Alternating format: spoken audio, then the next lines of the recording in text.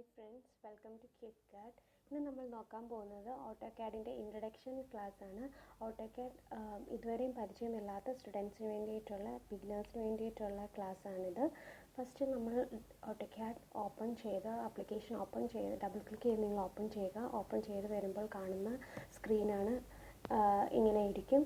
ഇവിടെ നിങ്ങൾക്ക് ഞാനിപ്പോൾ ഇവിടെ യൂസ് ചെയ്യുന്നത് ഓട്ടോകാഡ് 2016 ആണ്. 16 താഴോട്ടുള്ള വേർഷൻസ് ആണെങ്കിലും ഇപ്പോൾ ലേറ്റസ്റ്റ് ആയിട്ടുള്ള 21 വേർഷൻ ആണെങ്കിൽ പോലും എല്ലാം കമൻറ്റ്സ് എല്ലാം സെയിം തന്നെ ആയിരിക്കും. ഡ്രോയിങ്സ് അതിൻ്റെ സ്ക്രീനിൽ ചെറിയൊരു ടൂൾസ് അറേഞ്ച് ചെയ്തെന്ന് ചില സ്ഥലങ്ങളിൽ വ്യത്യാസം ഉണ്ടെങ്കിലും കമാൻഡ്സ് നമ്മൾ ഉപയോഗിക്കുന്ന രീതികളെല്ലാം സെയിം തന്നെ ആയിരിക്കും.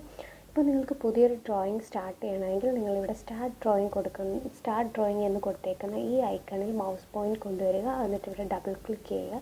ഡബിൾ ക്ലിക്ക് ചെയ്യുമ്പോൾ നിങ്ങൾക്ക് പുതിയൊരു സ്ക്രീൻ ഓപ്പണായി വരും. പുതിയൊരു സ്ക്രീൻ ഓപ്പണായി വരുമ്പോൾ നിങ്ങളുടെ സ്ക്രീൻ ഇങ്ങനെയായിരിക്കും.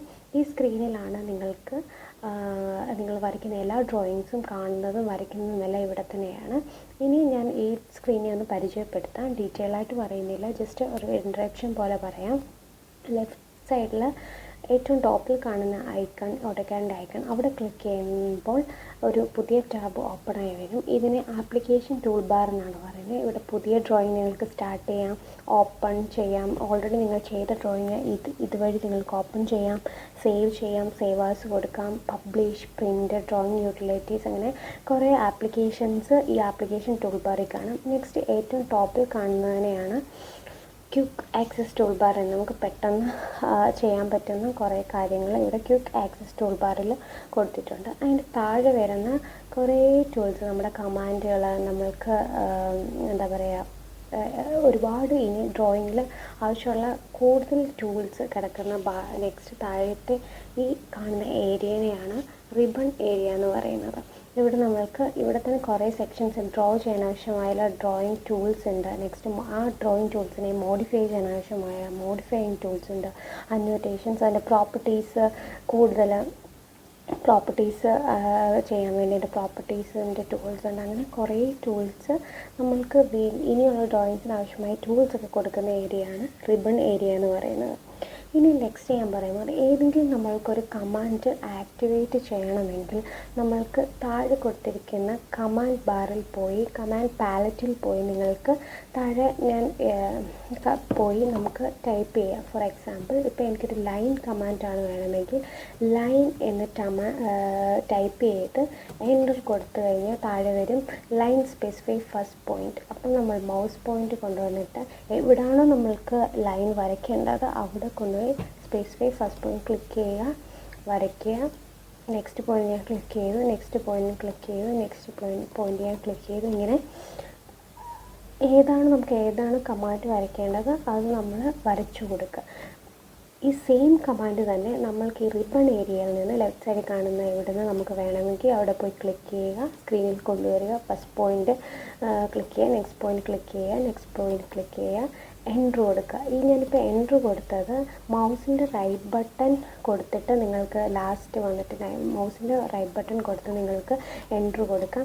അല്ലെങ്കിൽ നിങ്ങൾക്ക് നമ്മുടെ കീപാഡിലെ എൻ്റർ യൂസ് ചെയ്തിട്ട് നിങ്ങൾക്ക് കമാൻഡ് എക്സിറ്റ് ആവുന്നുണ്ട്. ആ കമാൻഡ് എക്സിറ്റ് ആവണമെങ്കിൽ നമ്മൾ എൻ്റർ കൊടുത്തിട്ടാണ് എക്സിറ്റ് ആവണം, അല്ലെങ്കിൽ കമാൻഡ് അത് ആക്റ്റീവായിരിക്കും. സോ നെക്സ്റ്റ് ഞാൻ പറയാൻ പോകുന്നത്, ഇങ്ങനെയാണ് നമ്മൾ കമാൻഡ് കൊടുക്കുന്നത്. നമ്മൾക്ക് ഏത് കമാൻഡ് ആണെങ്കിലും ഒന്നുകിൽ നമ്മൾക്ക് ഷോർട്ട് കീ യൂസ് ചെയ്ത് താഴെ കാണുന്ന ഈ കമാൻഡ് പാലറ്റിൽ ടൈപ്പ് ചെയ്ത് കൊടുക്കാവുന്നതാണ്. നെക്സ്റ്റ് ഞാൻ പറയാൻ പോകുന്നത്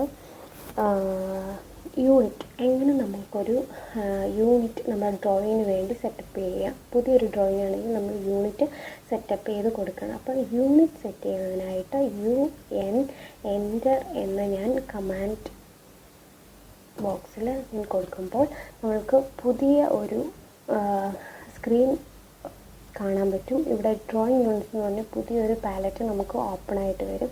ഇവിടെ നമ്മൾക്ക് ഒന്നുകിൽ എന്താ പറയുക, ഇവിടെയാണ് നമ്മൾ യൂണിറ്റിൻ്റെ ഇത് മാറ്റി കൊടുക്കുന്നത്.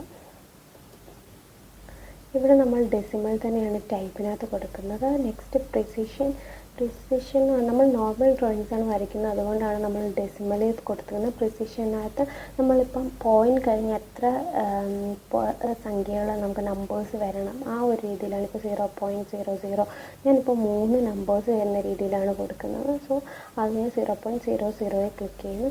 താഴെ യൂണിറ്റ് സ്കെയിൽ ഇൻസേർട്ടഡ് കണ്ടൻറ്റിനകത്ത് നിങ്ങൾക്ക് ഏതാണ് നിങ്ങൾ എമ്മിലാണോ മില്ലിമീറ്ററിൽ സെൻറ്റിമീറ്ററിലാണോ വരയ്ക്കുന്നത്, ഫീറ്റിലാണോ വരയ്ക്കുന്നത്. നമ്മൾ നോർമലി സെൻറ്റിമീറ്റർ ഓർ മില്ലിമീറ്ററിലേസ് ഞാൻ ആണ് യൂസ് ചെയ്യുന്നത്. സോ ഞാൻ കൊടുക്കുന്നു.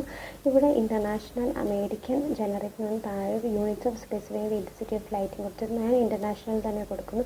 നെക്സ്റ്റ് ആംഗിൾ എന്ന് പറയുന്നത് നമ്മൾ ആർക്കൊക്കെ വരയ്ക്കുക അല്ലെങ്കിൽ സർക്കിളൊക്കെ വരയ്ക്കുമ്പോൾ കാണുന്നതാണ് ആംഗിൾ. അതിന് ഞാൻ ഡെസിമൽ ഡിഗ്രി തന്നെയാണ്, പൊസിഷൻ 0 തന്നെയാണ് കൊടുത്തേക്കുന്നത്.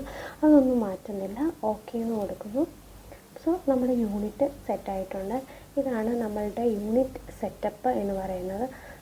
നെക്സ്റ്റ് നമ്മൾക്ക് സൂം കമാൻഡ്. നെക്സ്റ്റ് കമാൻഡ് എന്ന് പറയുന്നത് സൂം കമാൻഡാണ്. സൂം കമാൻഡിന് വേണ്ടി നമ്മൾ താഴെ പാലറ്റിൽ പോകുന്നു, സൂം എന്ന് ടൈപ്പ് ചെയ്യുന്നു, എൻ്റർ കൊടുക്കും. അപ്പോൾ all centre dynamic extend previous scale window object എന്ന് പറഞ്ഞിട്ട് സൂമിൻ്റെ കുറേ ഓപ്ഷൻ അതിൽ ഓൾ കൊടുക്കാൻ വേണ്ടിയിട്ട് ഞാൻ എ എന്ന് വീണ്ടും ടൈപ്പ് ചെയ്യുന്നു, എൻ്റർ ചെയ്യുന്നു. അപ്പോൾ നിങ്ങൾക്കിപ്പോൾ കാണാൻ പറ്റും സ്ക്രീൻ സൂം ആയിട്ടുണ്ട്.